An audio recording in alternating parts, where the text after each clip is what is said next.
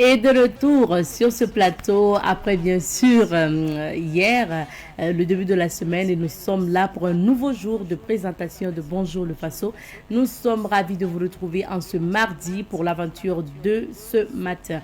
Fidèles téléspectateurs, bonjour et bienvenue à ce nouveau numéro de l'émission Bonjour le Faso. Nous sommes mardi et merci d'être avec nous. Vous aurez l'information, c'est à travers la revue de presse. Vous aurez la rubrique à la découverte de. Nous sommes installés à Koumi, qui est un village situé à une quinzaine de kilomètres de Bobo. Et ça sera dans un instant pour la phase commentaire concernant le village de Koumi. Cette communauté Bobo réside notamment dans le village de Koumi. C'est un village atypique. Vous allez découvrir ça à travers la rubrique à la découverte de tout à l'heure. Vous aurez aussi la rubrique invitée du jour et aujourd'hui nous parlons de consommation de stupéfiants en milieu jeune, surtout chez les scolaires, avec un enseignant qui va nous apporter sa lecture, qui va nous donner son avis aussi concernant le sujet. Et en fin d'émission, Francis Emmanuel Zongo sera là pour nous donner les événements qui ont marqué la date de ce jour. Bienvenue encore à Bonjour le Faso. Installez-vous confortablement. Nous démarrons l'aventure tout de suite et maintenant. C'est avec la première rubrique qui nous conduit à Koumi, et le village qui est situé à une quinzaine de kilomètres, donc à Bobo du Lasso. Et c'est une localité où réside la communauté Bobo. Et il faut dire que ce village est atypique parce que c'est un village qui a conservé l'architecture concernant la construction, l'architecture atypique avec la terre rouge, pas de briques d'abord et pas aussi de construction en ciment. Vous allez voir tout ça en images et bien sûr en écoutant le témoignage de notre guide que nous avons rencontré sur place. Et je dis aussi que Koumi, c'est le village où les initiés marchent torse nu. Et c'est ce village qui a présenté d'ailleurs ses initiés à la SNC passée. On a vu donc des messieurs et des dames défiler torse nu. On a pu voir ça lors de la cérémonie d'ouverture de la SNC passée. Et donc aujourd'hui, on y va pour la découverte avec monsieur Ouattara, qui est notre guide, qui nous amène à la découverte de la communauté Bobo, de la culture au niveau de Koumi, qui nous explique comment les valeurs culturelles donc, de cette localité. On écoute et puis on revient pour la suite. En fait, ici, le village, nous avons des agriculteurs. Les agriculteurs ce que nos cultures à Koumi ici, c'est le maïs, l'arachide, pois de terre, haricots, etc. Et les forgerons qui s'occupent de la forge, qui fabriquent des outils pour les agriculteurs, des dabas, et des sarues, des couteaux qui fabriquent aussi. D'autres font des pièces pour la sasse, d'autres même qui font des fusils, et d'autres font la bronze. La culture, ce que vous voyez, l'initiation, ça consiste chez nous ici de passage à l'enfant à l'âge adulte. Avant d'être initié, tu as droit à une formation pendant 7 ans. Cette formation, chaque année, vous partez en bourse pour 1 mois. Avec les responsables coutumiers, vous apprenez beaucoup de choses coutumiers. Vous apprenez aussi les travaux champêtres. Faites les travaux champêtres. Et aussi, vous apprenez une langue qui est différente que la langue Bobo. Ça, on appelle la langue des initiés. Langue des initiés. Quand vous remarquez, pendant les funérailles, il y a beaucoup d'équipes d'enfants ou des femmes qui sont accompagnées par une personne. C'est des initiés. La personne qui accompagne ces femmes ou des enfants, c'est des initiés. Parce qu'eux, ils comprennent la langue des initiés. Ils peuvent communiquer avec des masques. Ouais. Et une fois que tu n'es pas initié, tu n'as pas le droit à te promener lors des funérailles. Quand il y a des masques, tu n'as pas le droit à te promener seul. Il faut être avec un initié qui t'accompagne. Comme je parle de passage à l'enfant à l'âge adulte, quand tu es enfant, tu ne portes pas d'habit. Et ce qui fait qu'avant chez nous ici, tu voyais, il y a des femmes qui portaient des feuilles de branches seulement et des hommes portaient aussi une bande de petites pailles. Et c'est ce que ces jeunes garçons font pendant une année avant d'être initiés. Une année avant d'être initiés. Et ce que vous avez vu à la SNC, ils viennent de finir leur initiation la semaine passée. C'est obligatoire. Parce que l'initiation est obligatoire à Koumi ici. Et une fois que tu n'es pas initié, tu n'as aucune considération dans ce village. Même tu as mis un enfant au monde qui a fait l'initiation avant toi, on le considère plus que toi. Et le jour que tu as décédé non initié, c'est comme si c'est une grossesse qui est avortée. Pas de funérailles. Après l'enterrement, il n'y a pas de funérailles. Pourtant, si tu suis l'initiation, quand tu es vieux et que tu n'as plus, on continue directement après l'enterrement, on continue avec la cérémonie de funérailles, les petits funérailles. Après ça, les grandes funérailles. Vous écoutiez à l'instant un des guides donc de Koumi, M. Ouattara, qui d'ailleurs revenait sur l'initiation au niveau du village de Koumi. Et je rappelle que ce village est situé à une quinzaine de kilomètres de Bobo-Dioulasso. Et bien sûr, vous avez pu voir les initiés du village de Koumi lors de la SNC 2026, la SNC passée, parce qu'à la cérémonie d'ouverture de la Semaine nationale de la culture, la deuxième édition, les initiés du village de Koumi ont défilé torse nu et vous avez pu le voir aussi sur les réseaux sociaux. Merci. Et pour la suite de l'émission, nous allons marquer une petite pause. Ça sera l'occasion aussi de s'informer à travers la revue de presse.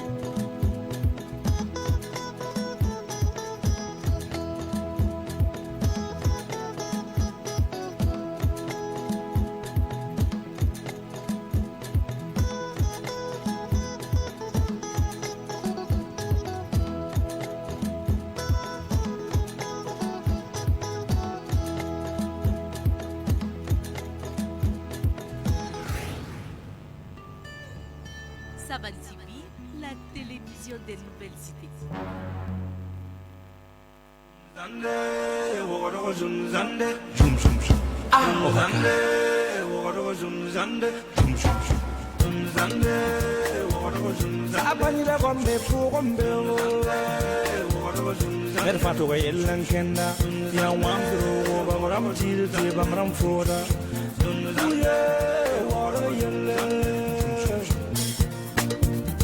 Ngam taba kulum kalam la futa chaka son problem wala yella yella zunzande wala zunzande oka sanski bare lafi bala lafi be lafi wana songo lafi bala amma manin kema kuma ya sida hay tim yetum nan kolon pusi yawa ay kende patron wa dara ya woto ay inkem hiki ha baga ka baga la ay la ya nyer pa jon so darari subhana ya lo bal mami na bi sin yika dara woto hay mam yiktum nan wa pusi am bala la kum serma bagara nono tarnyaba dum sukti abay la tiyan tin na bilanki atum lebe kan kewa la rundam son waya namo pusi oh on a mana garing ta amin la yin ya nin ki ma yi pasan la mam na kabila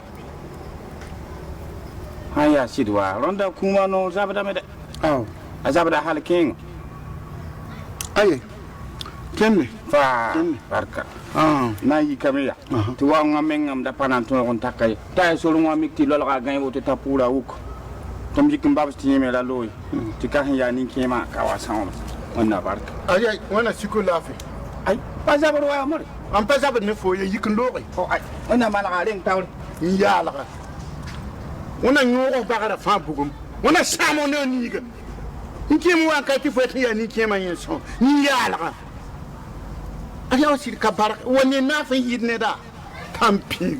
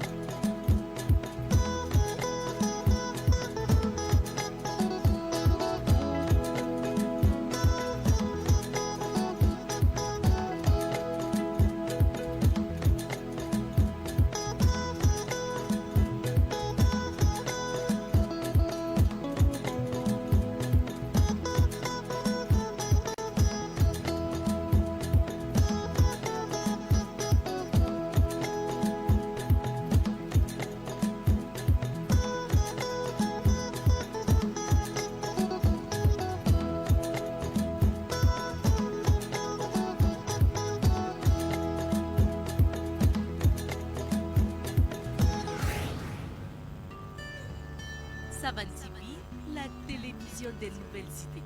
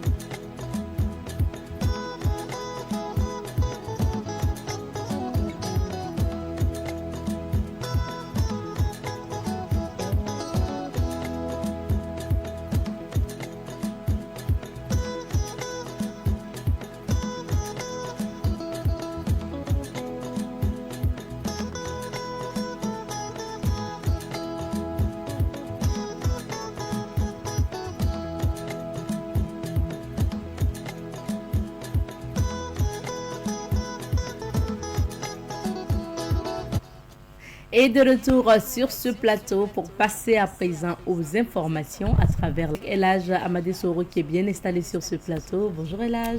Bonjour Abzeta, bonjour à toutes et à tous. Bienvenue. Que nous disent les journaux aujourd'hui? Alors, beaucoup d'informations. Et nous commençons par le journal Sidoya. À la une de Sidoya, les nouvelles du front, l'enrôlement d'enfants, ultime recours des terroristes en déroute. Rond-point embelli, la vitrine d'un Burkina résilient. Trait de plume, un palma au service de la souveraineté. Parlement de la Confédération AES, ouverture de la première session à Niamey. Pékin, le ministre de la Communication en visite chez l'opérateur de diffusion Star Times. Plaie de saison, je conseille vivement aux parents de ne pas banaliser les affections cutanées. Professeur Mireille Ouedraogo, dermatologue, Molo 2026. Demain, 26 août, déclaré chômé et payé. Opération zéro poulailler vide. Les inscriptions ouvertes du 24 août au 3 septembre 2026. À la suite du journal Sidoya, place au journal L'Express du Faso, édité à Bobo Dioulasso à la une de l'Express du Faso. Autant le dire, le destin législatif de l'AES entre les mains des députés confédéraux. Coopération décentralisée, Shanghai fait don de véhicules à la commune de Ouagadougou. Camp vacances Faso Mero, clap de fin pour plus de 500 enfants à Bobo. Faso Camp, GVA, Burkina Faso devient Canal Plus Télécom Burkina. Coordination nationale de lutte contre la fraude des marchandises frauduleuses estimée à 144 152 000 francs CFA saisis. Contentieux administratif à Bobo, la Cour administrative d'appel examine 103 dossiers. Poursuivons notre randonnée avec la presse burkinabé cette fois-ci, avec le journal Le Quotidien. À la une du quotidien, Imam Nuhun Bakayoko, il faut passer du mouloud événementiel au mouloud comportemental. Coopération Burkina Faso-Chine, 2 véhicules et des livres pour renforcer la coopération entre Ouagadougou et Shanghai. Rapprochement Bamako-Alger, le Mali et l'Algérie sont condamnés à cheminer ensemble. Selon donc le Premier ministre malien, Semaine nationale de la médecine traditionnelle et alternative, la 14e édition prévue du 31 août au 5 septembre 2026 à Manga. Place à présent au journal Le Pays. À la une du pays, session confédérale de l'AES, les dés du Parlement confédéral sont jetés à Niamey. Formation sur la technologie du Junkaom, une centaine d'agents à l'école chinoise pour révolutionner les secteurs de l'agriculture et de l'élevage. Campagne agricole 2026 au Kouritenga, techniciens et paysans nourrissent l'espoir d'une bonne saison. Histoire énigmatique, les ombres de Kokologo, le passager de minuit. Mariage civil, quand la communauté des biens devient un objet de calcul. CNLF, 600 sacs d'engrais sans document saisis. Affaire d'abus de confiance portant sur une forte somme d'argent. La police nationale recherche activement Dialibou Konkobo. Révélation, CHI de Pala, un adénofibrome de 700 grammes extrait du sein droit d'une élève avec succès. Cour administrative d'appel de Ouaga, des audiences foraines pour rapprocher la justice des citoyens des Bobos. Nous terminons par le journal L'Observateur Palga. À la une de l'Obs, coup de pédale de la patate, Wahabou Bouddha croque la première édition. Aboubakar Sidiki Drabo Mades, milieu récupérateur de charme, c'est-à-dire donc dans la lucarne des anciennes gloires. Technologie du Junkao au Burkina, au nom de la sécurité écologique alimentaire et énergétique. Conflit LDC M23, l'espoir des pères rennais en Suisse. Session inaugurale des sessions confédérales des parlements de l'AES, le camarade Dr Ousmane Bougman à Niamey. Mouloud 2026, célébration cette nuit, la journée du mercredi 26 août 2026, déclaré chômé et payé. Merci beaucoup Elage pour ces titres. On revient sur un sujet et on parle diplomatie, rencontre donc du Parlement de l'AES au Niger. Absolument, c'est donc la toute première session du Parlement de l'AES qui se tient, comme vous le savez, à Niamey, dans la capitale nigérienne. Il s'agit donc d'un acte supplémentaire dans la consolidation des acquis de l'AES. Vous savez très bien que depuis que la Confédération a été créée, et c'est à Niamey précisément que la signature, donc le 16 juillet 2024, les chefs d'État, les 3 présidents ont donc procédé à la signature de l'acte de la création de la Confédération après d'avoir créé donc la charte de l'Iptako Gourmand. Et vous savez très bien que les conditions dans lesquelles l'AES a été créée, c'était pour faire face à un péril existentiel, parce qu'il y avait une menace d'intervention militaire contre le Niger suite au coup d'État du général Abderrahmane Tchani.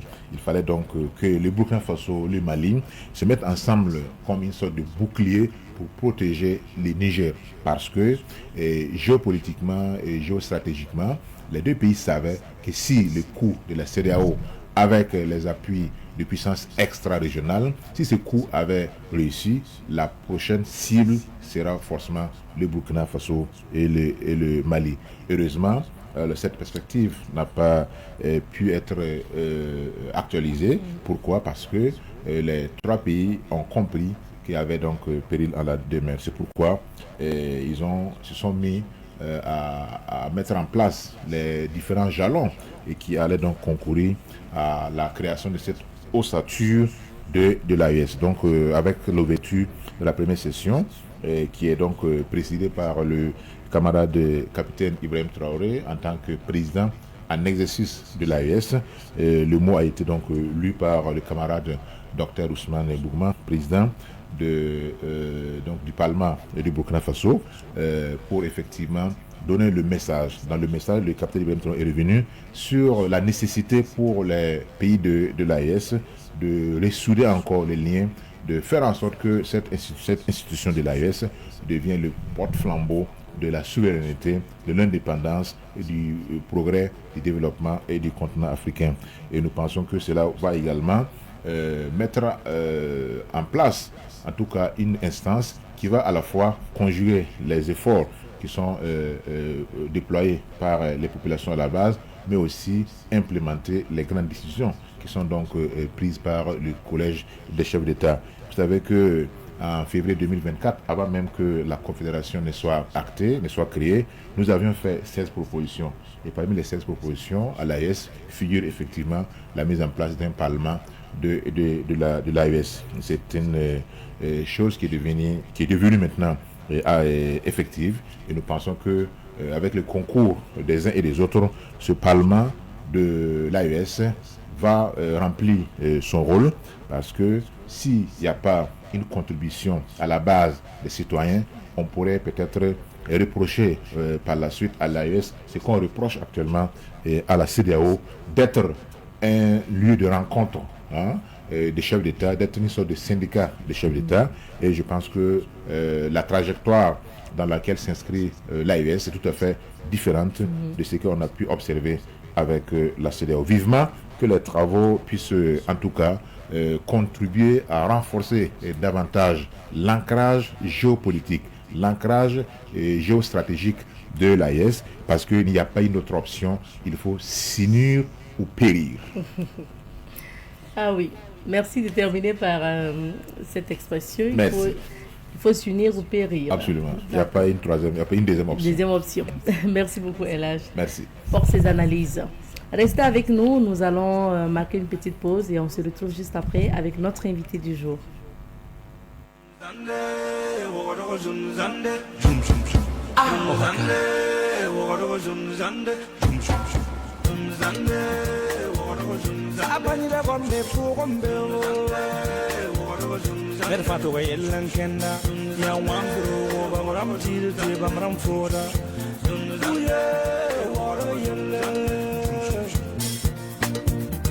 Ngam taaba kulum kalam la futa chaka jam problem wala yella yella zunzande wala zunzande ohaka Mbaba. Ewu ya mzimanda. Aye, mzimanda message namba. Cheli zinwe. Baraka. Awale yunga. Amin chibaraka. Baba. Oui. Moi ni mzoana wangwenia. Ya mamisi. Ah. So. Cheli ya mambo la uto. So. Bon, total ko mo.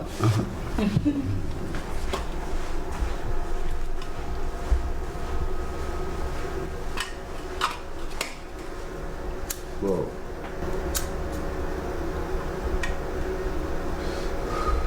Baba. Kelka. Ya wala fo ya yaro to. Tanero on peut pas l'embêter une cigare une bougie pour son sautour. Kelka quand para tiara de. Mam yele mbaba. Ya prison wala mam zam cigare yin. Prison. Oui. Prison. Bon tiens, il faut prison pour. Nkunet.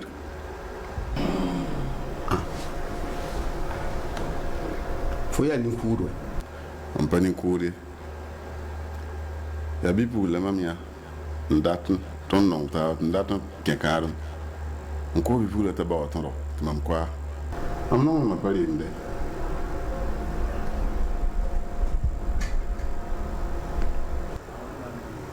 Rita Karita la Ma. waka Muna be mala da tira nan ta ko mo. Karai mimo Riku sidaya ay tuta ndo wa ala mam da tum fusa Pe am. fo yik bala Je vais itilo. on a promis d'aller Ya mi ma. Waga. Abanile gombe fu gombe Mer fato waye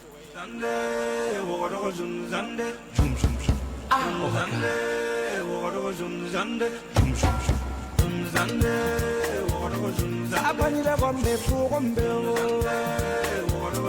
Mer fato waye lankenda ya wangro bamram tirte bamram foda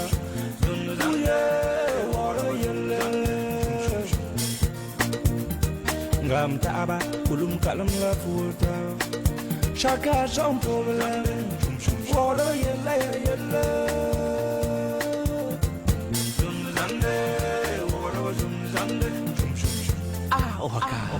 C'est toi-même qui l'a dit. Présentez-moi vos requêtes et je vous répondrai. Papa, j'ai soumissionné à un marché d'une valeur de 500 millions. Je te demande au nom de Jésus de toucher mon enveloppe pour que le jour du dépouillement, qu'on appelle mon entreprise en premier, que ce marché de 500 millions me revienne. Oh papa, je vous serai reconnaissant. Merci. Je sais que tu es présent. Je sais que tu m'as entendu. Je sais que tu m'as exaucé. Seigneur des seigneurs, roi des rois. Oh, j'ai pris un crédit avec un monsieur. 3 000 francs de crédit. Je n'arrive pas à rembourser. Je n'ai ni la paix à la maison, ni la paix au dehors. Seigneur des seigneurs, je viens à... Mon frère, c'est quoi votre problème? Vous criez comme ça? j'ai pris un crédit de 3 000 francs avec un monsieur et depuis lors je n'ai pas la paix chez moi, je n'ai pas la paix au dehors. La personne m'emmerde. Je suis venu pour implorer le Seigneur des Seigneurs pour avoir les 3 000 et rembourser. C'est 3 000 francs seulement votre problème. 3 000 francs. Vous allez prendre 10 000. Rembourser la dette là avec les 3 000. Le reste c'est pour ça. Alléluia. S'il vous plaît. Moi j'ai plus besoin de te contribuer. Partez. Alléluia. Seigneur des seigneurs, roi des seigneurs. Oh Jésus, j'ai pas dit. Dieu merci. Vous ne pouvez pas le crédit, mais vous payez crédit. Seigneur des seigneurs. Alléluia. Au nom de Jésus. Encore de 3 000 francs, on va venir crier dans l'église comme ça. Au nom de Jésus. On ne peut même pas prier. Ah, moi j'ai d'autres problèmes, c'est 500 millions. Père, me voilà encore. Je t'implore, exauce ma prière. 500 millions.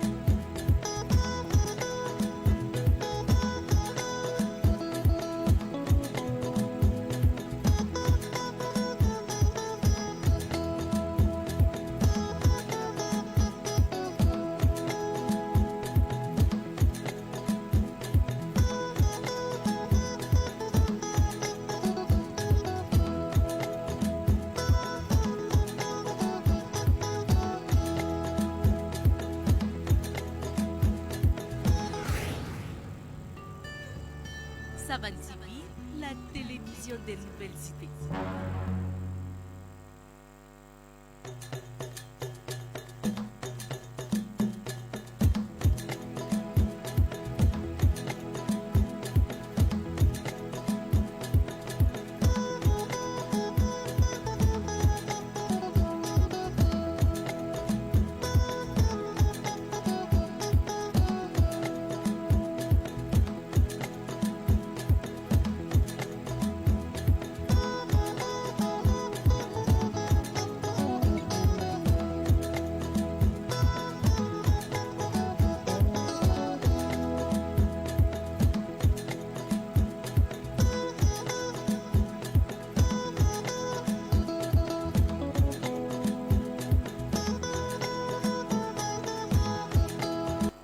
Et nous sommes de retour sur ce plateau. Aujourd'hui, on s'intéresse à l'éducation dans la rubrique invité du jour. On y va pour la vie. Ce matin, monsieur Koulana Oussali, il est dans le domaine de l'éducation.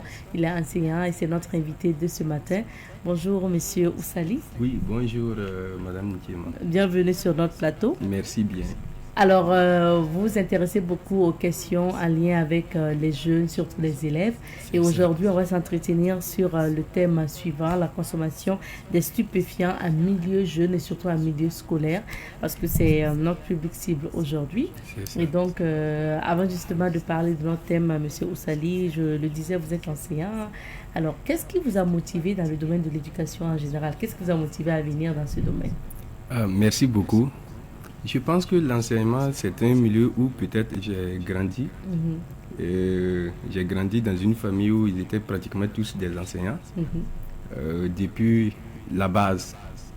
Donc, automatiquement, et en dehors de ça, nous, on est nés au village où, bon, le seul métier peut-être qu'on connaissait, c'était l'enseignement et la santé, bon, et celui qui porte la tenue militaire. Ah oui. Donc, automatiquement, bon, c'était les fonctionnaires proches de vous. Merci. Donc plus tard, il fallait forcément, quand on a commencé à grandir, on n'avait pas autre chose dans la tête. Donc on s'est dit que si tu ne peux pas devenir quelqu'un au niveau du domaine de la santé, tu ne peux pas porter la tenue non plus. Il faut faire quoi? Il faut devenir enseignant. Donc, et en dehors de ça, je pense que, bon, étant là, on est avec eux à tout moment. Voilà, ça nous encourage. J'ai aimé les enfants, déjà même à partir de la 6e, je pense. Moi, j'avais commencé même à encadrer certains enfants qui faisaient le CM2, ainsi de suite. Ah oui. Voilà, donc je pense que c'est ça qui m'a encouragé jusqu'à ce que, voilà, un jour, je me retrouve encore dans le milieu. À suivre aussi des enfants pour des cours à domicile. Merci. Accompagner ces enfants à trouver le niveau. Exactement. Voilà, il y a certains, on les aide à relever le niveau. Oui. Voilà, ainsi de suite. C'est plutôt bien. Merci. Alors, et aujourd'hui, le phénomène qui touche malheureusement aussi les enfants, surtout en milieu scolaire, c'est vrai que nous sommes en vacances, mais c'est toujours bien de préparer la reprise à travers aussi des conseils pour éviter que vos enfants ne sombrent dans des stupéfiants. Oui. Et justement, on parle aujourd'hui de la consommation des stupéfiants en milieu scolaire. Quel est le constat que vous faites, M. Oussali, par rapport à ce domaine? Alors, de façon générale, quand on parle des stupéfiants, c'est un fait pratiquement partout dans le monde entier qui englobe, qui prend nos jeunes, la tête de nos jeunes. Ça ne se limite pas uniquement au Burkina Faso, c'est un fait de façon internationale. Quand d'ici là, si vous quittez l'Afrique, vous partez dans un autre pays, vous allez, dans un autre continent même, je vais dire, vous allez vous rendre compte que les stupéfiants actuellement, bon, sont en train de détruire l'avenir de nos petits frères, je pense. C'est dommage. C'est dommage, très dommage même. Comment on peut définir ces notions ou cette notion de stupéfiant? Alors, un stupéfiant, c'est une substance chimique ou encore naturelle que quelqu'un peut prendre. Et quand il prend, ça modifie ou ça transforme son système nerveux. Soit ça le permet, ça permet de ralentir son système nerveux ou bien tout le corps entier, ou encore ça lui permet d'accélérer son système nerveux ou bien tout le corps entier. Par exemple, je peux être là, je ne suis pas à mesure de ce que je ne peux pas, ce que ma performance naturelle ne me permet pas de faire. Voilà, dès que je prends ça, je commence à le faire. Si de façon naturelle, je ne peux pas être éveillé jusqu'à 2h du matin, je peux prendre quelque chose, une substance, et même si c'est 5h du matin, je suis toujours assis, je ne dors pas et il n'y a rien. Ou bien dans le cas contraire, ça peut, comme on a dit, ça peut accélérer tout comme ça peut ralentir. Alors, je peux le prendre et peut-être que certains, ils n'arrivent pas à dormir la nuit. Et du coup, ils partent chercher un produit et net quand ils prennent le produit, ça lui permet de dormir. Donc, soit ça permet d'accélérer le système nerveux ou bien ça permet de ralentir. Donc, de toute façon, ça fait que vous n'êtes plus lucide. Merci. Vous-même. Exactement. Donc, automatiquement, quand tu prends ça, tu n'es plus maître de toi-même. Ça veut dire que ce que tu as pris, ça te domine. Et ton organisme, tout ton corps est maintenant contrôlé par ce qu'on appelle ce stupéfiant. Alors, autrement dit, c'est ça souvent on appelle excitant. Alors, et dans son sens même originel, le stupéfiant, ça vient d'un mot latin, voilà, qui signifie simplement stupide. Ok, stupide. Voilà, stupide ou bien engourdi. Donc, si tu es stupide, quand tu prends le stupéfiant, tu deviens stupide. Tu deviens stupide. Merci. Monsieur Ozali, pour le milieu jeune qui nous intéresse aujourd'hui, surtout le milieu scolaire, qu'est-ce qu'on voit généralement comme stupéfiant qui circule dans nos écoles? Alors, stupéfiants qui circulent dans les écoles aujourd'hui, premièrement, il y a ce qu'on appelle le puff. C'est un terme naturel, bon, qu'ils appellent, voilà, c'est quoi, chicha. C'est ça, eux, ils appellent puff. Ça circule à tout moment. Il y a des élèves qui viennent souvent avec des boîtes de chicha et autres. Alors, est-ce que ce sont des boîtes? Comment on va appeler ça? Puisque c'est un produit, quand vous le voyez, il est sur plusieurs formes. Et vous-même, qui vous êtes là, on peut vous donner ça, vous vous promenez avec, sans savoir que exactement c'est un produit dangereux. Alors, il existe, comme je le disais, il existe sur plusieurs formes. Certains sous forme même de crayon, sous forme de bic. D'autres, quand tu le vois, tu penses que c'est un matériel, il l'utilise à quelque part pour travailler. Mais à ta grande surprise, c'est quand il va prendre ça, mettre dans sa bouche, fumée va sortir, que plus tard tu seras étonné et tu vas aller l'attraper, tu fouilles partout, tu ne trouves pas où est-ce que la fumée est sortie. Tu penses que c'est un bic, il tient. Tu penses que c'est une gomme, il tient. Tu penses que c'est un matériel. De toutes les façons, ils ont adapté ça, j'ai envie de dire, au milieu scolaire pour que voilà, personne ne sache que c'est un produit voilà, très dangereux pour la santé des enfants. Mais malheureusement, je vous explique quelque chose. La dernière fois, je faisais mes recherches et j'ai vu que chicha, ce qu'on appelle chicha là, quand tu tires ça une fois, c'est comme si tu as fumé 100 cigarettes. Alors, et nous sommes les adultes qui sont là. Il ne peut même pas. Il n'y a pas cette personne, cet adulte qui va fumer 100 cigarettes par jour. Mais malheureusement, nos enfants là, ils fument ça. Et comme on a mis du déodorant à l'intérieur, ils prennent et le goût et même l'odeur, le parfum qu'ils ont mis, tout semble être doux et agréable. Donc ils ne sentent pas le danger en prenant ce produit, alors qu'il est très très dangereux. Donc on rappelle, pour qu'ils sachent que c'est un produit très très très très dangereux et toxique même pour la santé. Donc il y a ça qui circule dans les écoles comme vous l'avez dit. Oui, il y a chicha qui circule, il y a ce qu'on appelle la drogue également. Mais le problème est que on a dit la détention, même est strictement, selon le règlement intérieur, le fait même de détenir ça, d'avoir ça en main, c'est déjà interdit même par le règlement intérieur à l'école. Ça c'est un. Le fait on ne commercialise pas ça également à l'école. Ça, c'est 2. Oui. 3, on ne doit pas fumer ça à l'école. Alors, en dehors des chicha, bon, la cigarette, elle est... Bon, ça, ce sont des vieilles méthodes. Donc, aujourd'hui, bon, ils ne prennent plus la cigarette. Mais également, il y a ce qu'on appelle Vodi. Vous parlez des boissons alcoolisées. Des boissons maintenant, merci.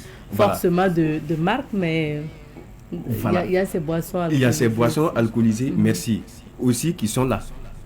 Ou quand ils prennent, automatiquement, ses yeux deviennent rouges, il devient une autre personne. Tu le regardes, lui-même, il ne tient pas. Voilà. Il est assis. Soit, entre-temps, s'il ne se maîtrise pas, il est couché. Comment tu peux suivre des cours en classe? Il ne suit même pas. En ne tenant pas. Il ne tient pas. Il se couche, il dort. Ou bien, il est assis, il te regarde, il te fixe droit dans les yeux. Bon, au contraire, au lieu que toi, qu'il ait peur de toi, c'est toi tu as peur de lui, de ce dernier. Vous parlez de l'enseignant qui a peur de l'élève ayant consommé des stupéfiants. Voilà. C'est normal. Parce que entre eux, quand il y a un problème, bon, il menace. Il finit par menacer tout le monde. Et c'est comme s'il était le plus fort. Mais automatiquement, dès que ce produit finit dans ses yeux, il revient et s'assoit. Il ne ressemble à rien. Tu le vois lui-même, il a peur, il a honte. Mais quand ils prennent, ses yeux deviennent rouges, ses yeux, bon, ainsi de suite. Sa tête devient dure. Un changement. Un changement automatique. Il devient une autre personne devant toi.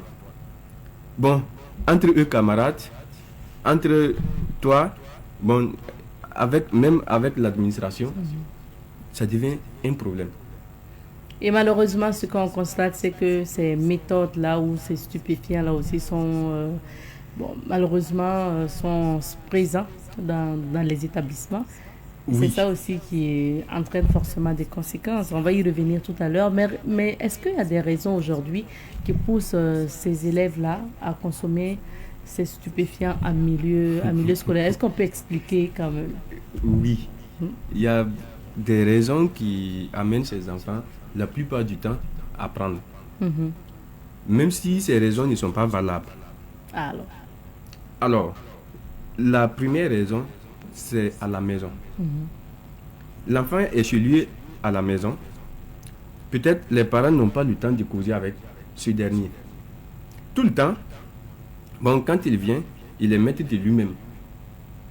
Le parent peut-être, soit il n'est pas à la maison, il vient trouver que l'enfant dort. Et quand bien même, le jour qu'il est à la maison, ils n'ont rien à se dire. Il n'y a pas de conseil, il n'y a pas de limite. On ne le dit pas. Bon, ce que tu fais comme ça là c'est autorisé, ça ce n'est pas autorisé. Et la vie, elle est faite par des principes. Et que ce principe, tu dois faire ça, tu ne dois pas faire ça. Des conseils, voilà, de vie, il n'y en a pas. Et automatiquement, quand on fait face à un élève ou à un enfant qui n'a pas de conseils, et ce dernier, qu'est-ce qu'il peut devenir? En dehors des conseils, à la maison même, les enfants, bon, nous parents aussi, il y a des choses, quand ça ne va pas, quand ça ne va pas entre nous, au lieu d'être discret, on expose ça devant les enfants. Bon, on sait que les mésententes, ça ne manque pas.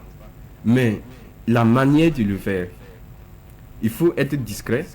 Il faut souvent, pourquoi ne pas leur dire de sortir? Mais la honte, on met la honte de l'un envers l'autre devant les enfants et ils sont là, ils observent.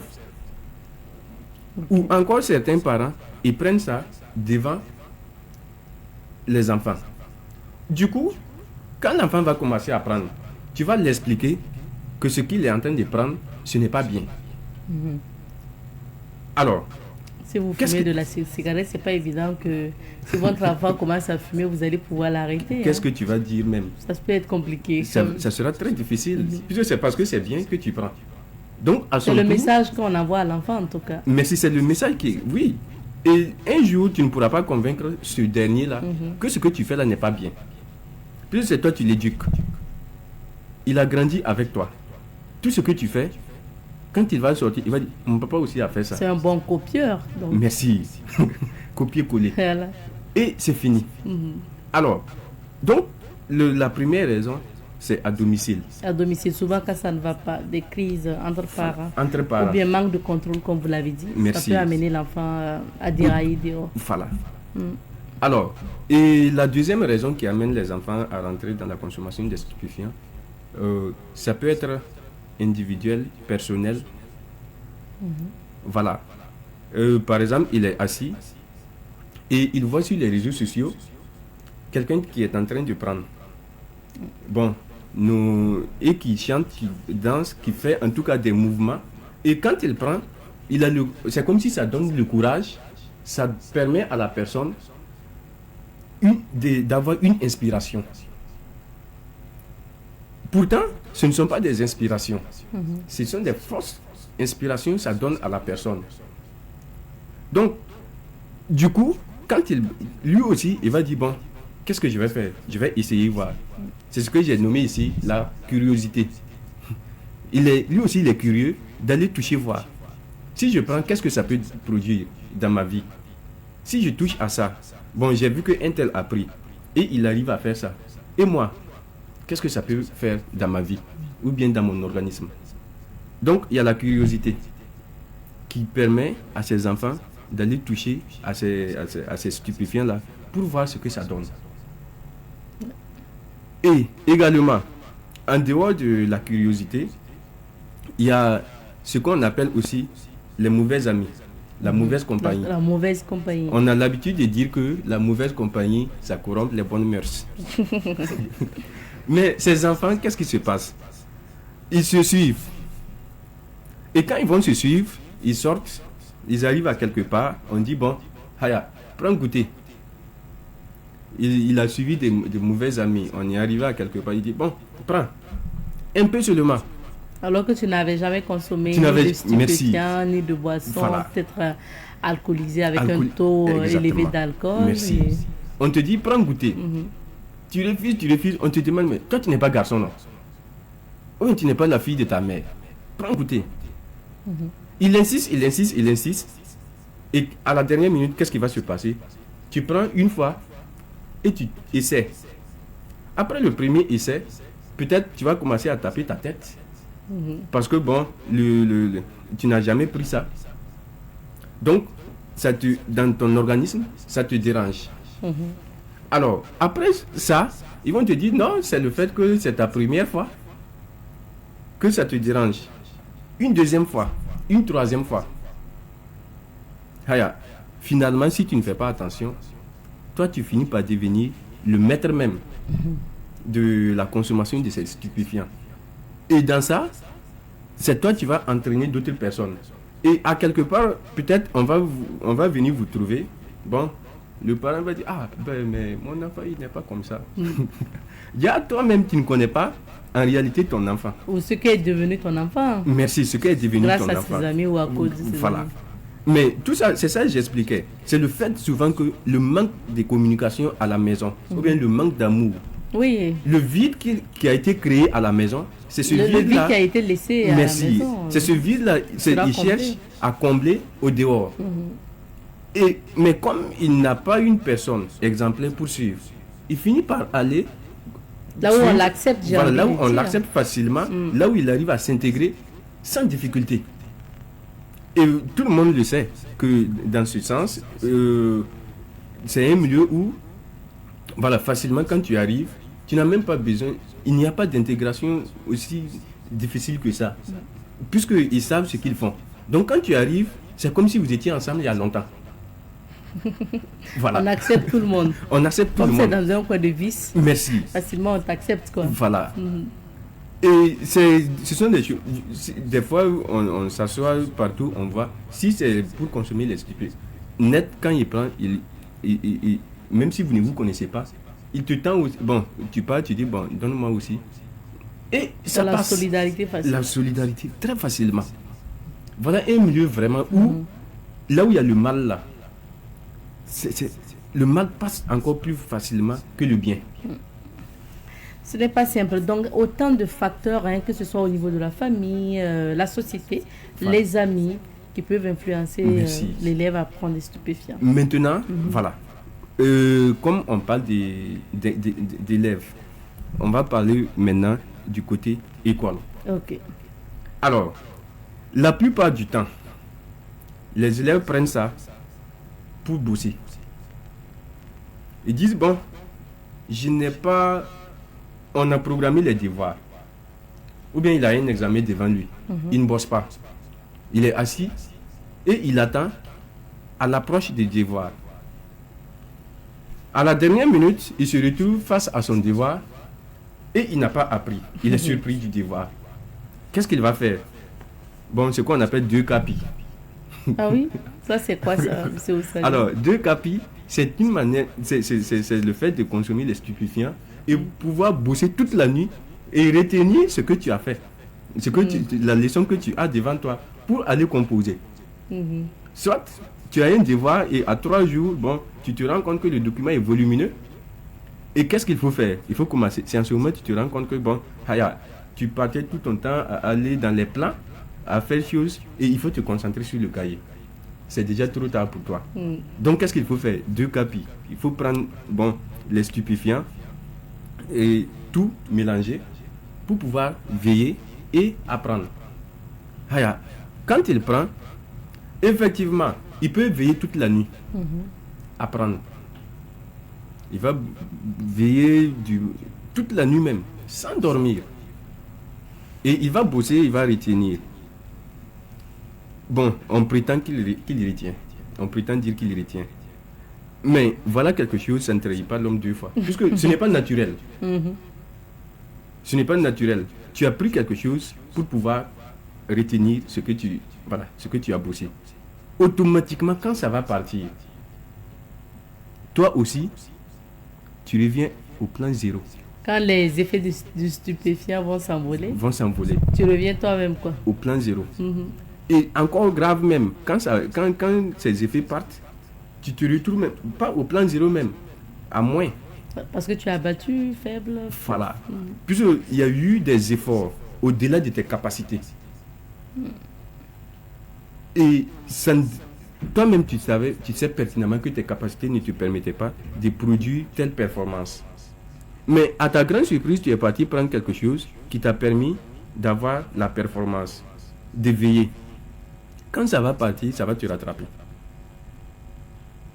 Et ce n'est pas pour rien certain. Quand ils finissent le devoir, quand ils rentrent, ils sont couchés, ils ne comprennent rien. Puis c'est toute la nuit il a bossé.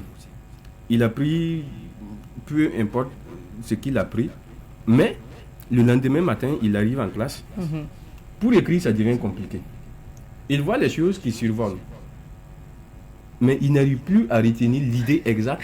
Le cerveau n'était pas clair. Merci. Donc il n'a pas retenu de manière claire, précise, concise. Oui. Vos connaissances. Donc il est assis, ça survole comme ça. Ça passe, ça repasse. Mais il est là maintenant. Peut-être c'est le bic, il croque. Il n'arrive pas à concevoir les choses, ce qu'il a appris. Et donc, cet élève ratera son devoir, tout simplement. Ça, c'est clair. Ça, c'est d'office sûr qu'il va rater le devoir. Et en ce moment, il est assis. Et à la fin, c'est quand il va sortir, il va dire, mais pourtant, tout ça là, moi, je connaissais. Sous l'effet du stupéfiant.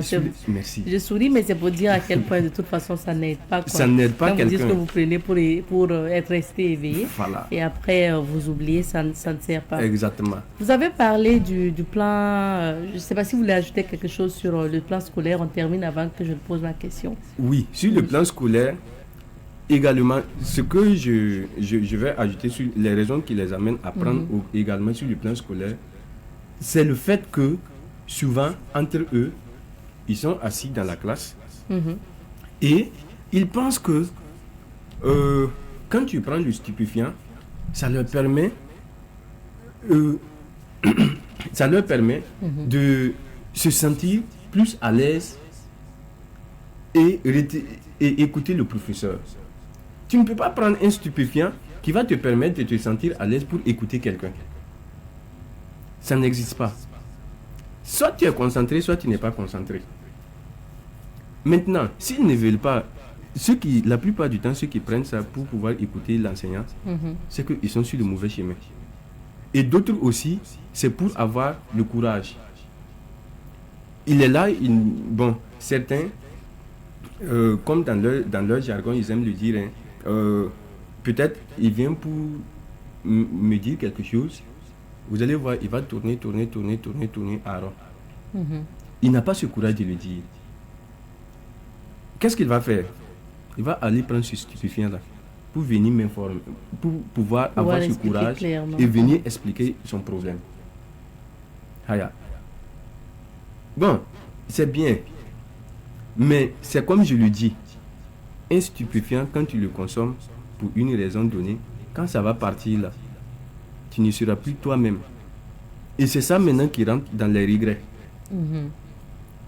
Surtout quand vous commettez souvent des actes, parce que ça peut aller plus loin souvent. Merci.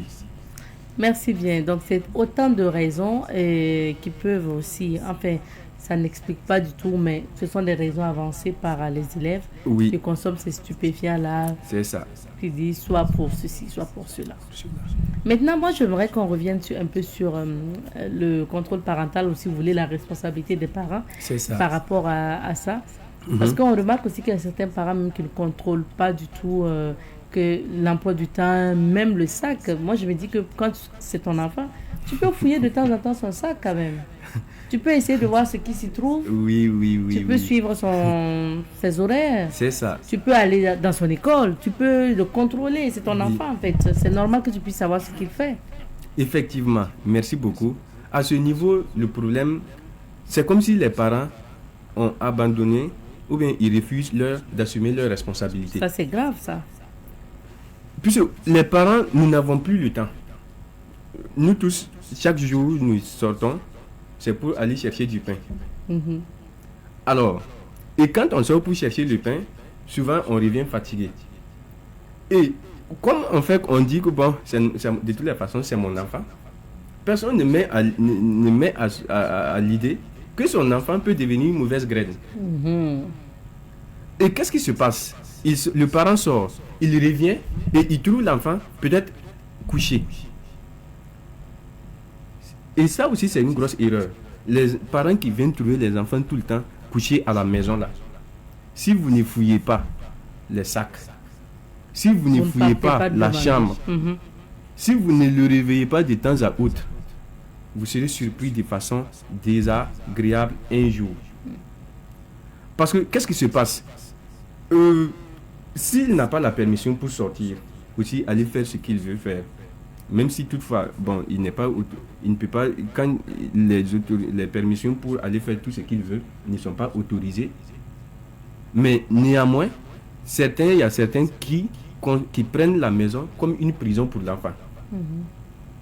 Et qu'est-ce qui va se passer? Quand il va sortir, même si c'est 30 secondes, tout ce qu'il veut là, il va prendre ça, ramasser ça, mettre dans le sac. Il vient, il est couché à la maison dans sa chambre et il consomme. Il ne sort pas, mais il ne sort pas, mais il consomme très bien. Et dans cette consommation, tu peux aller le trouver. Il dort, va le réveiller voir. Ses yeux deviennent rouges, son comportement change, et lui-même, de façon générale, son comportement va changer. Et c'est en ce moment que tu vas te rendre compte que ton enfant, si tu ne fais pas attention, tu vas ramasser des pots cassés. C'est dommage. Alors, comme on a 30 minutes, on va évoluer. On a parlé tellement des raisons. Et maintenant, quelles peuvent être les conséquences pour ces enfants-là aussi, en milieu scolaire, qui s'adonnent à la consommation des stupéfiants? Alors, les conséquences de ces consommations sont diverses et variées. Alors, la première conséquence, nous le savons, si toutefois tu prends un stupéfiant pour pouvoir bosser, ça va te laisser. Ça c'est sûr et certain que ça va te laisser. Puisque automatiquement, quand tu vas veiller bosser jusqu'au petit matin, net tu arrives à l'école, soit c'est le sommeil qui va te prendre, soit c'est l'oubli. Alors, si le sommeil te prend, et tu dors au moment du devoir. Et ça, bon, je sais, j'ai été témoin de ça plusieurs fois, où bon, il a bossé. Peut-être à 5 heures du matin ou à 6 heures, automatiquement, quand il va vouloir déposer le cahier, se laver et venir à l'école pour composer son devoir, le sommeil le prend. Alors, les parents, peut-être, ils ne sont pas là, ou bien comme il a l'habitude de sortir très tôt, aller à l'école. Il rate son devoir. Voilà, les parents pensent qu'il est déjà parti à l'école. Et du moment où vous allez vous rendre compte, le gars, c'est en ce moment, il va se réveiller autour de 9h, 10h, le devoir est déjà parti. Voilà une conséquence. La deuxième conséquence, c'est l'oubli. Facilement, il oublie ça. Il oublie ce qu'il a appris. Alors que, en principe, il s'était concentré pour pouvoir s'en sortir. Et le fait qu'il n'a pas pu, il a pu emmagasiner beaucoup de choses à la fois. À la dernière minute, pour faire ressortir ça, ce n'est pas évident. Donc, qu'est-ce qui va se passer? Il va finir par oublier tout ce qu'il a appris. Et je le répète, les stupéfiants, quand vous les prenez, ça peut t'aider 20 minutes, mais tu vas regretter peut-être pendant 20 ans. Surtout quand ça va un peu loin. Parce Merci. que l'une des conséquences, c'est qu'il y a des gens qui deviennent accros, qui quittent le milieu scolaire, mais et ça crée des abandons. Oui. Alors, et plus tu prends ça, tu vas devenir dépendant.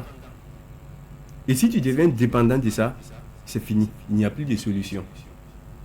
Alors, on avait, comme au début, on avait parlé de ça. Puisqu'il y a certains qui permettent d'accélérer le système nerveux, il y a d'autres qui permettent de ralentir. Et tout comme il y a d'autres mêmes qui te permettent de ne pas connaître la réalité des choses. Tu es assis, entre-temps, on dirait que c'est du bruit, ou bien tu commences à parler seul. Ça c'est grave, ça veut dire que tu n'es plus avec le monde réel. Tu es détaché du monde réel. Tu es assis, peut-être tu vois, c'est de la terre, mais toi tu vois de l'eau. Voilà. Ou bien tu te lèves, tu commences à marcher, tu vois, il soulève ses pieds là, c'est comme s'il y avait des trous devant lui. Ou bien c'est comme s'il y avait des profondeurs. Lui, il est là, il marche là. Ce n'est pas sur la même terre, ce n'est pas sur le même sol que les gens. Voilà. Il n'est plus dans la réalité avec les autres. Et quand tu arrives à ce niveau, qu'est-ce qui va se passer? Tu deviens dépendant. Et même ça, côté santé, ça détruit le foie, le cerveau, puisque tu vas finir par bousiller ton cerveau. Et tu ne peux plus retenir. Alors, et une fois si tu arrives à bousiller ton cerveau, il n'y a plus école. Forcément. Voilà. C'est l'abandon de l'école. Il faut maintenant même chercher à guérir la personne. Il faut chercher à guérir la personne. Et c'est en ce moment, peut-être les parents tout le temps, le peu d'argent qu'ils sortaient chercher pour venir te soutenir un jour, c'est cet argent-là qu'ils vont prendre pour aller te soigner. Puisque c'est pas ta propre main, tu es sorti avec tes compagnies et autres, aller consommer autre chose. Voilà, et tu deviens une autre personne. Donc, du coup, qu'est-ce qui va se passer? On va chercher désormais à te soigner, ce qui n'est pas chose normale. Donc, les conséquences sont très nombreuses quand tu prends ça. Et à l'école toujours, quand tu prends les stupéfiants, alors, tu peux croire que tu es bon. Des fois même, tu peux arriver en classe et tu t'en sors. Mais net après le devoir, le jour où on va vouloir corriger le devoir, tu te rends compte que toi, tu ne connais rien. Peut-être la note même qu'on va te donner, ça te surprend. Alors que si tu te retrouves dans une situation pareille, toi, tu es appelé un jour à être médecin. C'est ce que j'avais dit là, l'oubli. Toi, tu es appelé un jour à être médecin, à être ingénieur, à être... un cadre de ce pays, quel que soit le métier. Et c'est toi, peut-être ce que tu as appris, puisque tu as juste appris pour une circonstance. Et tu t'es concentré juste pour une circonstance. Juste après la circonstance, tout ce que tu as retenu, tout est à plat. On te pose la même question demain, ou bien une semaine après, toi tu ne connais plus. C'est pas simple. Bon. On va terminer par les solutions parce que, comme je l'ai dit, le temps est peu. Donc, qu'est-ce qu'il faut faire selon vous, Monsieur Oussali, pour lutter vraiment contre ce fléau de consommation de stupéfiants au niveau du milieu scolaire? Alors, merci beaucoup. Au niveau du milieu scolaire, ce qu'il faut faire, c'est vrai que le règlement intérieur, comme je le disais, le règlement intérieur interdit même à ce que les gens détiennent ça, un élève détienne ça, autrement dit, tu ne peux même pas tenir ça dans ta main. La deuxième chose, tu ne peux pas vendre ça dans la cour d'une école. Et troisième chose, ça ne doit pas être consommé à quelque part dans la cour d'une école ou proche d'une école. Donc, si tu détiens, tu vends ou tu consommes, on te prend, il y a le règlement intérieur qui s'applique à toi. Alors, en plus de ça, je pense qu'il faut remercier les autorités actuelles de ce pays parce que plusieurs fois dans la ville de Ouagadougou, on voit, voilà, ils sortent, la police municipale, de façon générale, on voit, ils sortent, ils font ils prennent des gens, ils ferment des débits de boissons et autres. C'est vraiment à saluer. Ça, c'est l'une des solutions. Maintenant, autre chose, il faut que les parents aussi écoutent les enfants à la maison.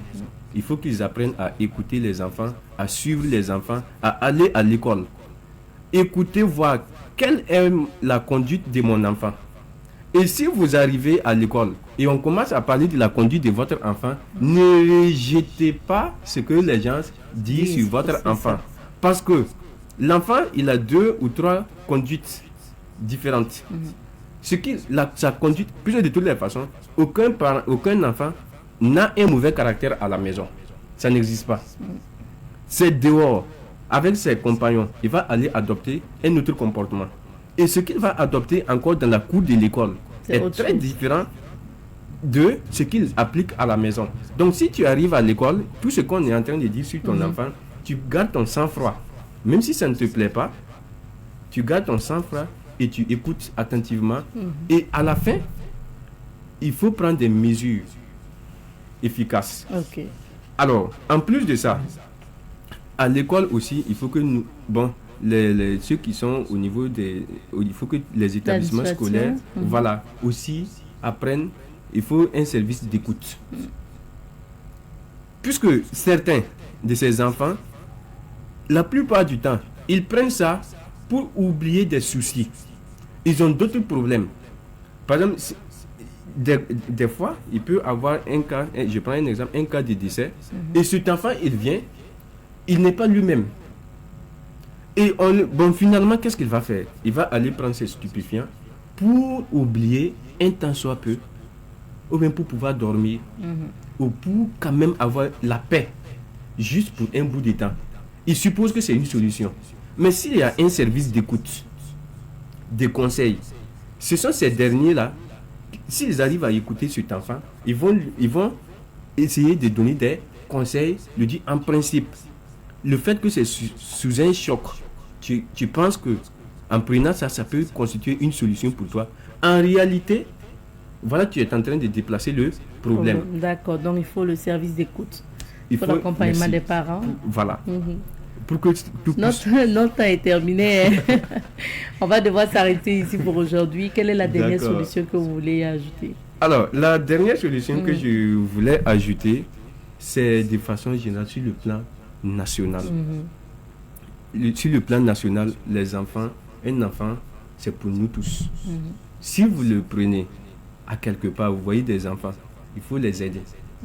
Et pour la sensibilisation, c'est de ça que je vais parler. Il faut les sensibiliser. Et la sensibilisation, ça doit être une affaire de tous. D'accord. Faut pas dire que c'est pas, il vient pas de ma maison, donc je laisse tomber. Voilà. Merci, Monsieur Oussali. On aura d'autres occasions pour parler encore d'autres thèmes d'ici là. D'ici là, parce que c'est déjà le dernier mois presque, avant la rentrée. La rentrée se prépare maintenant. Exactement. Merci à vous d'être passé. Merci bien.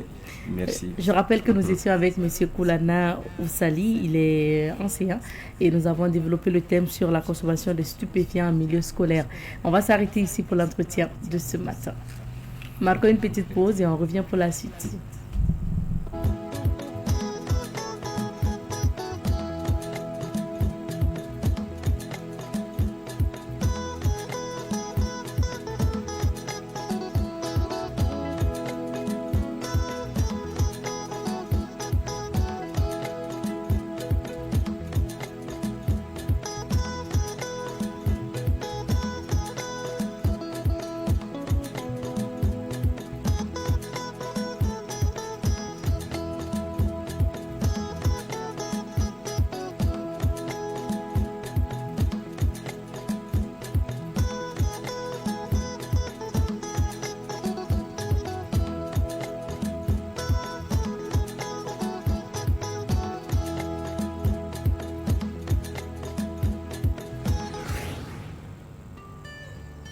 Savan TV, la télévision des nouvelles cités.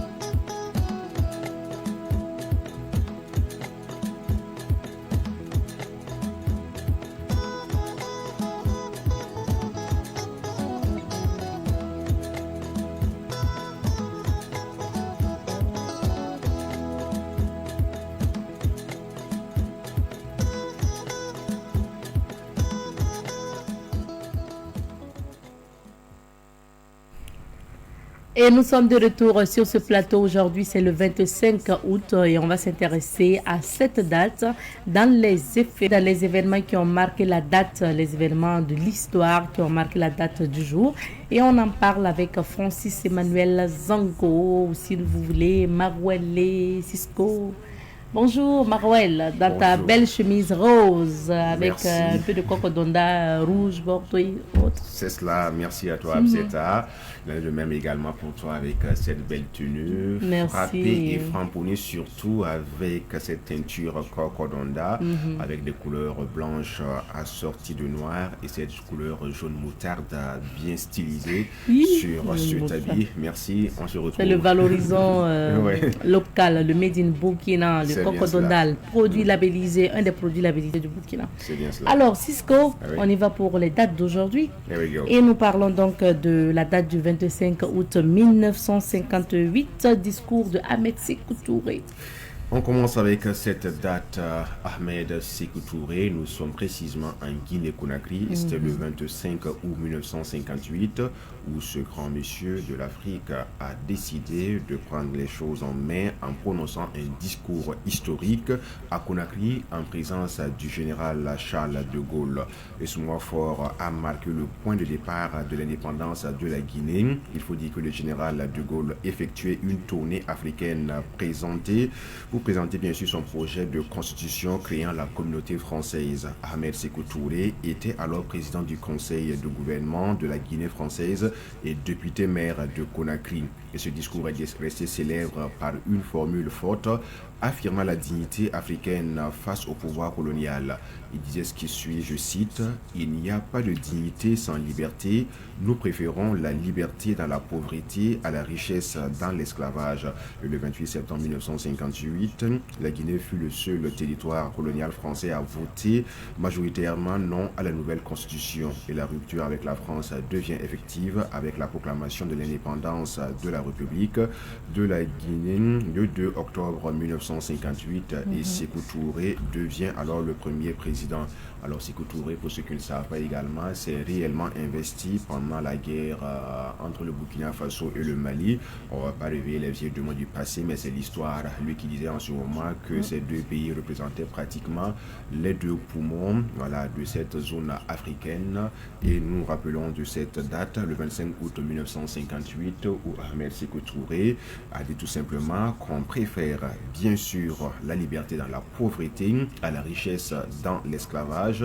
Voilà une façon également de dire les choses telles qu'elles sont pour notre souveraineté. Et ça n'a pas commencé maintenant. Il y a eu des grands hommes, il en existe toujours et nous en aurons également dans les années à venir.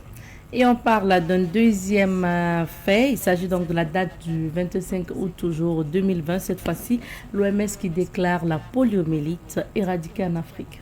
Et oui, on se rappelle encore dans un passé plus ou moins récent, lorsque nous étions encore moins vieux ou plus jeunes, nous avons tous eu à goûter à ce... Polio. Ouais, actuellement, ce sont les enfants, nous, nos enfants maintenant. Donc, nous allions pour nous donner ce qu'on appelle le vaccin contre la poliomyélite. Et l'OMS a déclaré, bien sûr, cette maladie éradiquée de l'Afrique. C'était le 25 août 2020 précisément, où la Commission africaine de certification de l'élimination de la poliomyélite ARCC, un organisme mandaté par l'Organisation mondiale de la santé OMS, a officiellement déclaré la région africaine exempte de poliovirus sauvage. Il s'agit alors du deuxième virus éradiqué du continent africain après la variole en 1980. Et cette certification est intervenue après 4 années consécutives sans aucun cas signalé.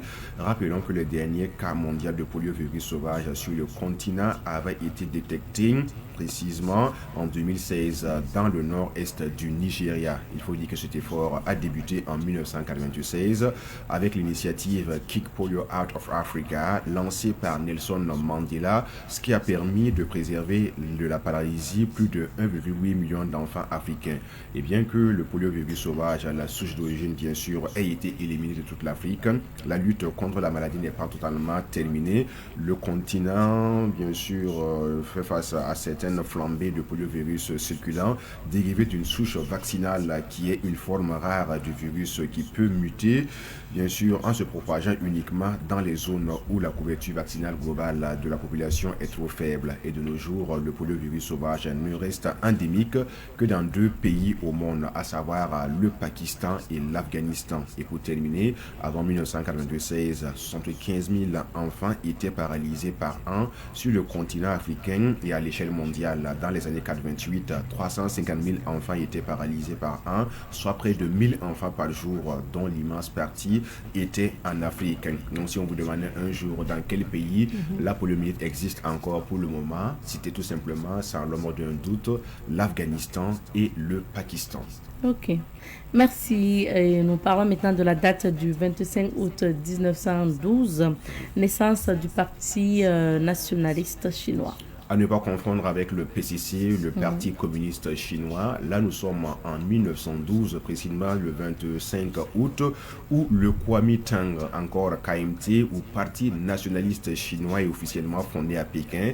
Et cette naissance fait suite à la révolution de Zhengjai en 1911, qui a renversé la dynastie mandchoue de Qing et mis fin à plus de 2 millénaires de régime impérial en Chine. Le parti est né de la société secrète révolutionnaire dénommée Tongmenggi, avec 5 autres organisations politiques plus petites. Et le parti a été fondé par le révolutionnaire Sun Yat-sen, qui est élu président du parti, tandis que Song Jianyan a brillé bien sûr sur le plan politique, devenant ainsi le dirigeant opérationnel et parlementaire. L'objectif était de participer aux premières élections législatives nationales de la toute nouvelle République de Chine et instaurer une démocratie parlementaire constitutionnelle.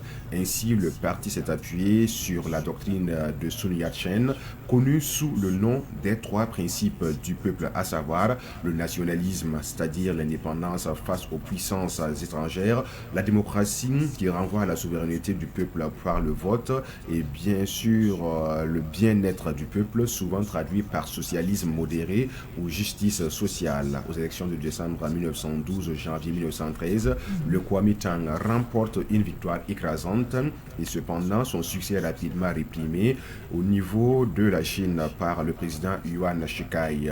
Zhang Zuoren est assassiné en mars 1913 et le parti est temporairement interdit en novembre 1913 avant d'être refondé plus tard par Sun Yat-sen après avoir dirigé la Chine puis s'être replié à Taïwan en 1949. Face au communisme, le Kuomintang demeure l'une des principales forces politiques de l'île de Taïwan. Pourrais-je demander tout simplement pourquoi un parti créé en Chine se retrouve actuellement actuellement en Taïwan. Alors, vous savez l'histoire qui le lie ou qui fait parler de la Chine populaire ou la Chine continentale, et bien sûr la Chine Taïwan, la Chine populaire qui considère la Chine Taïwan comme une de ses provinces, tandis que la Chine Taïwan veut réclamer sa souveraineté, dont le parti a été créé en Chine, mais par la force des choses, a migré vers la Chine Taïwan, qui est considérée par la Chine populaire, qui est une zone insulaire, Taïwan, comme étant une de ses provinces. Rien que récemment, en avril 2026, il y a une diplomatie qui a été mise en place avec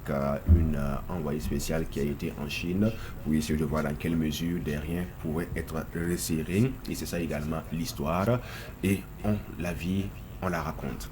Et maintenant, on va terminer par l'expression de ce 25 août, Francis, tiré à U et à Dia. Ça veut dire quoi? Tiré à U et à Dia. Essaye d'imaginer, voilà, tiré à U et à Dia. Je devais un peu mimer cela. Ah, je ne sais pas trop.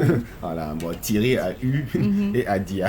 Voilà, c'est l'expression qu'on a bêchée pour vous en cette journée, tirer à U et à Dia, qui est une expression qui signifie agir de façon contradictoire, désordonnée ou en sens inverse, ce qui empêche d'aboutir à un résultat positif. Elle s'applique généralement à un groupe, un duo ou une organisation qui manque de coordination. L'expression provient du vocabulaire de charretier, U qui était le cri traditionnel pour faire avancer un cheval ou le faire tourner à droite, et Dia qui était le cri utilisé pour faire tourner l'animal à gauche. Donc les charretiers, lorsqu'ils sont sur leur calèche ou encore avec leurs chevaux, lorsqu'on parle à un animal pour qu'il tourne à droite, on lui disait hu. Voilà, maintenant quand on voulait que l'animal tourne à gauche, on disait Dia, Dia. Je crois que malheureusement ici, l'image qui vient de passer avant celle-là, l'animal n'aurait pas compris U et Dia, et la passagère aurait reçu un coup de sabot. Ouais. Donc, ça veut dire quoi? Non, ça veut dire simplement, nous sommes dans un domaine, dans une organisation où il y a un manque d'organisation ou de coordination. Et ça part de tous les sens. U et Dia, donc c'est pas si on doit partir à gauche, si on doit partir à droite. Donc en ce moment, au niveau de la calèche avec les chevaux là, les chevaux ne comprennent pas. Quand on dit U, lui il sait qu'on doit partir à droite. Quand on dit Dia, c'est à gauche. Finalement, vous voulez quoi? Maintenant, quand tu dis Hu, Dia.